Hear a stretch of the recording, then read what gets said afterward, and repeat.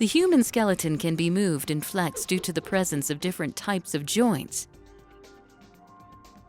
The junction of two bones that permits movement is known as a joint.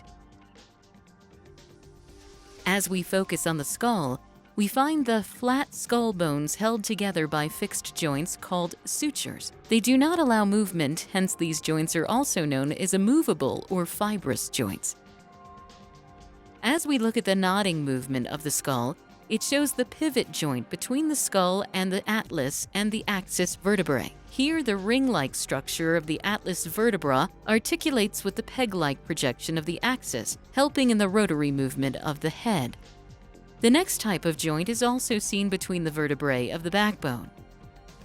They are known as the symphysis, and the connection between the articulating bones is made up of tough cartilage. There is very little movement between these joints. The symphysis joint helps in the bending movement of the spine. The pectoral girdle is another type of joint that shows the ball and socket joint or synovial joint, where the ball of the humerus fits into the glenoid cavity of the scapula. This joint helps in movement of the arm in all directions. Another example of this joint is the hip joint, where the head of the femur fits into the curved cavity or acetabulum of the pelvic girdle. The elbow is an example of a hinge joint.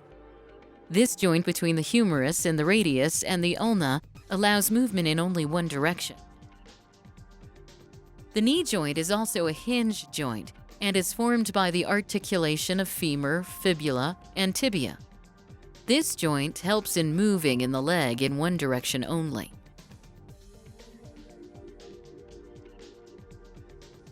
A saddle joint is found between the carpals and the metacarpals. This joint helps in the back and forth movement